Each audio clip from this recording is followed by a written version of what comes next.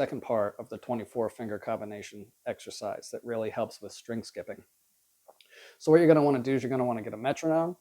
You're going to want to keep a diary of your daily progress, or maybe 3 times a week progress, depending on how much you do this. That's the first thing you're going to want to do.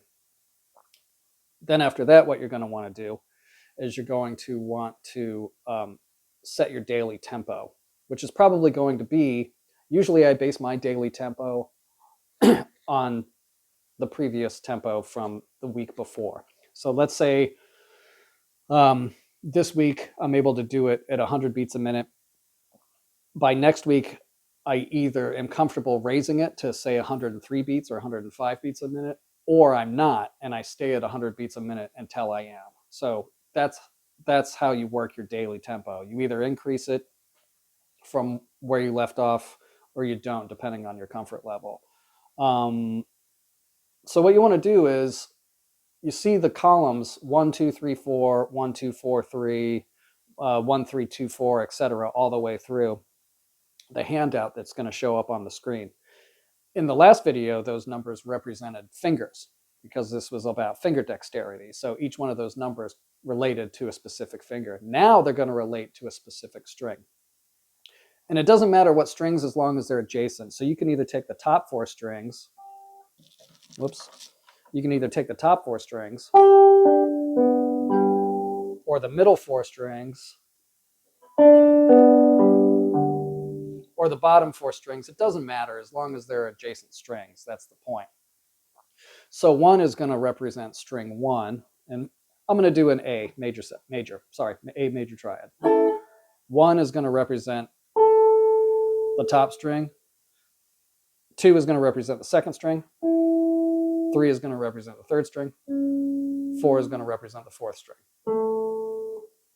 1, 2, 3, 4. So what you're going to do is you're going to set your tempo. Find an uncomfortable combination first. So you don't want to start with the easy ones, because by the time you get to the uncomfortable ones, that's going to fall apart. So start with an uncomfortable one and set your daily tempo based on that. That way you're guaranteed to get through the whole exercise without crashing. How about 3, 4, 2, 1? So 3, 4, 2, 1. You're going to want to use alternate picking throughout all of this. And now you're going to want to find your tempo. So let's say I start at 82 to see, just to see, test it out. 3, 4, 2, 1. String 3, string 4, string 2, string 1.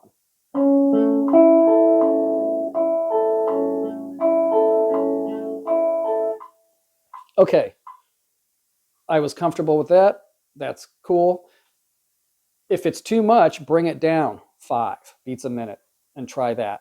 And if that doesn't work, keep bringing it down 5 beats a minute until you get to a tempo that you're really comfortable with.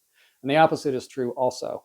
If 82 beats a minute or whatever it is you start with is too slow, increase it 5 beats a minute at a time until you find a tempo that you're cool with. Right now, I'm just going to stick with 82 just for the sake of the video. And then what you do, you start your tempo that you've established that you're comfortable with. And I play through this using alternating picking, and I do it 4 times per combination. So starting on the first combination, which is 1, 2, 3, 4, it would go like this.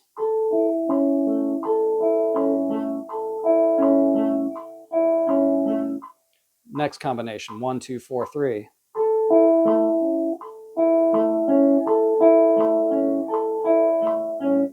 Next combination, 1, 3, 2, 4.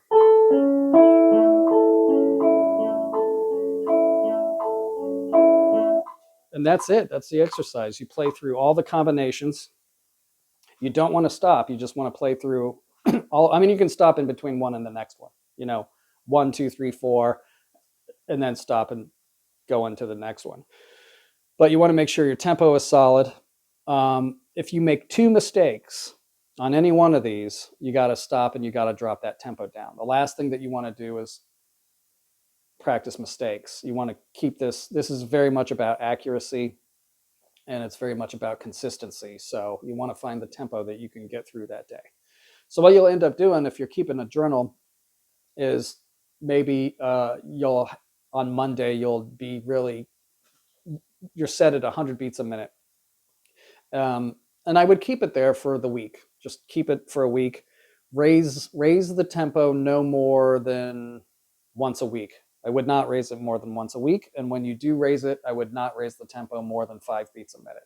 You don't want to be raising it 2 or 3 times a week at 15 beats a minute. If that's the case, you didn't find the correct daily tempo in the first place to start with, most likely. So you're going to want to challenge yourself, but be accurate at the same time throughout all of this. So start at 100. If you started at 100 beats a minute and you're comfortable with that, play through the week, maybe raise it one time throughout the week, and then just constantly go from there. If a few months down the road you have a bad day and you were killing the game at 100 beats a minute, but you're just terrible, it's not working out, don't worry about that. Just drop it. Even if you have to drop it as far down as 85 beats, it's 15 beats lower than what you were doing. For the day, it's okay. It doesn't matter. Because you're probably just having a bad day anyways, which happens to everybody all the time. And then the next day, though, don't start at 85. Start at the 100, because that's what you were doing for the past week, and you were pretty good at it. And that 85 is most likely an anomaly. So that's it. Those are pretty much the rules. And over time, this exercise helps a lot with string skipping. One, I know that because I can see it in my journal. I can see it in my progress. If you do it for 6 months or a year, you'll be stunned at the amount of progress you make. And two, you'll be stunned at it because when you quit doing it, that, which I've done, I've had to start this over a bunch of times. And when I quit doing it, I regret it. So that's how I know it works also. So anyway, check it out. I'll leave the handout as an image on the screen so that you can take a picture of it with your phone or something. I don't have a website or whatever for you to download it right now. Maybe if you really want it, I can send it to you. Shoot us an email at musicconceptscomplete@mail.com and just put in the title, 24 finger combination, and write a little thing saying, hey, can you send me the handout? And I'll just send you the PDF, and then you'll have it that way until we get a website up and people can just download it. So anyway, hopefully this helps, and that's it. Have a good one.